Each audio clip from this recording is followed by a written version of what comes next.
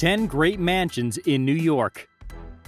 New York City, also known as the City of New York, is America's biggest and most significant metropolis. It's the country's most populous and international city. It's also the most ethnically diverse, religiously diverse, commercially driven, famously congested, and, in many people's eyes, most attractive urban center. New York has been the most extensive and prosperous American city for the past 2 centuries. Through its port, the United States received more than half of all people and goods entering the country, and as a result of this flow of trade, change is a constant in urban life. From very early times, there have been many people who called them lords and ladies. These people who belonged to the highest class at the time had luxurious houses. Today, we're going to see some of the greatest. Number 10. The Otto Kahn and James Burden Mansions. The Otto Kahn and James Burden Mansions, located on 91st Street and 5th Avenue respectively, are some of the finest examples of Italian Renaissance and Beaux Arts architecture. Otto Kahn commissioned architects C.P.H. Gilbert and J. Armstrong Stenhouse to design and build his mansion overlooking Central Park in 1918. The Otto Kahn Mansion was the residence of Otto Kahn and his wife, Adelaide Wolfe. They both were art enthusiasts who regularly hosted great musical performances at the mansion. The James Burden Mansion has a grand spiral staircase, a famous rotunda, and a Tiffany-stained glass skylight window. The lower, middle, and upper schools of the Sacred Heart are now housed in the 2 mansions, which the Convent of the Sacred Heart purchased in 1940. Number 9. Seward House Mansion. Built by the Miller family in 1816, this became William H. Seward's house when he married Elijah Miller's daughter, Frances. Seward became a United States Senator, New York State Governor, and the United States Secretary of State. The house is now a museum dedicated to the lives and times of Mr. and Mrs. Seward. Mrs. Seward once harbored runaway slaves in the mansion's basement while Mr. Seward was away on business. Many poor slaves who used this route to escape to Canada are said to have carried memories of its warmth and cheer to their graves. The old Seward kitchen is said to have been one of the most well-liked stations of the Underground Railroad. Number 8. Phelps Mansion. The Gilded Age in America, created by American author Mark Twain, lasted from 1870 to 1900. During this time, Sherman D. Phelps and his family built their house at 191 Court Street, which was once known as Mansion Row. This house, which is currently the last of its neighbors, has been preserved and is available for public tours, exhibitions, educational programs, and events. Isaac G. Perry designed this 3-story Second Empire-style extravagance and worked as the building's last lead architect on the New York State Capitol. Historic artwork, rare antiques, period furniture, and unique woodwork adorn the mansion. Tours are top-rated, and the Phelps Mansion Museum's current owners host many public events here. Number 7. Awana Mansion. This is one of the most visited mansions in upstate New York.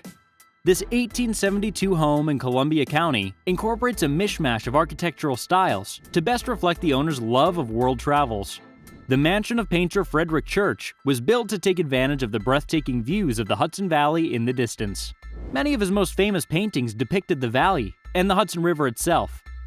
Tours of the mansion and grounds are extremely popular, and many interesting public events are planned throughout the year. If you ever pay a visit, don't forget to inquire about the 4 teapots perched atop the tower. Number 6. Morris Jumel Mansion. Built in 1765 by British military officer Roger Morris, he and his wife, Mary Philipse Morris, lived there until the Revolutionary War 10 years later in 1775. The Morris Jumel Mansion served as a military headquarters for the British and the Americans during the war. The mansion was the setting for many historical dramatic events, most notably Eliza Bowen Jumel's marriage to then ex-Vice President Aaron Burr. Eliza married Stephen Jumel until his untimely death in a carriage accident. Because of the mystery surrounding her husband's passing, elites speculated that Eliza may have had something to do with it. Former U.S. Presidents John Adams, Thomas Jefferson, and John Quincy Adams, as well as U.S. founding father Alexander Hamilton, have visited the Morris Jumel Mansion. The Morris Jumel Mansion is now open to the public as a museum. Number 5. Joseph Raphael de Lamar House. Another Beaux Arts mansion was designed by the renowned architect C.P.H. Gilbert. Construction on the de Lamar House began in 1902 and was completed in 1905. The De La Mare House, located in Midtown just down the street from some of the finest New York City boutique hotels, is the ideal place to end your New York City tour to mansions and be close to where you'll rest your head for a good night's sleep. Initially built for Dutch-born merchant seaman Joseph Raphael de la Mare, the mansion now houses Poland's Consulate General in New York, owing to its proximity to the United Nations. The De La Mare House retains much of its original intricate decor and hosts many dignitaries worldwide. A wonderful musical evening honoring the birthday of renowned Polish composer Friedrich Franciszek Chopin was recently held at the Polish Consulate General. Number 4. Emily Vanderbilt's Sloan White Mansion.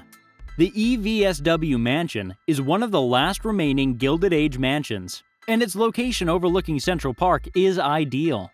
Emily Thorne Vanderbilt Sloan White, Railroad Baron Cornelius Vanderbilt's granddaughter, lived on the 9th floor, which included a garden and a rooftop terrace. Designed by the same architects who oversaw the Grand Terminal project, it was initially built in 1905 for R. Livingston Beekman, former governor of Rhode Island. The EVSW has worn many hats throughout its history. The most interesting was the Yugoslavian mission during the Cold War. This time, the EVSW had a rubberized room to counter wiretaps during top-secret discussions. The Emily Vanderbilt Sloan White Mansion at 854th Fifth Ave is for sale and listed for $50 million. Number 3. Carnegie Mansion. This historic home is on 91st Street and Fifth Ave in Manhattan's Upper East Side. The renowned industrialist Andrew Carnegie lived in the 1902-built Carnegie Mansion until he died in 1919. Then his wife, Louise, continued to live there until her death in 1946. The mansion is now called the Cooper Hewitt Smithsonian Design Museum, which was opened there in 1976. Now it's open for tours regularly. Despite Andrew Carnegie's request that the mansion be kept as simple as possible, the mansion is known for being the first to have a steel frame and its own Otis elevator and central heating. The house is separated from 91st Street by a grassy lawn, and it has a small garden on its west. A townhouse to the east of the mansion was purchased by Carnegie shortly after its completion in 1905 as a house for his daughter. Number 2. Bolt Castle. This is one of upstate New York's most popular mansions. Thousands of people have visited this island mansion over the years. The home was a love token built by George Bolt, the millionaire general manager of the Waldorf Astoria Hotel. His wife, Louise Carrer Bolt, was the recipient of this tender souvenir.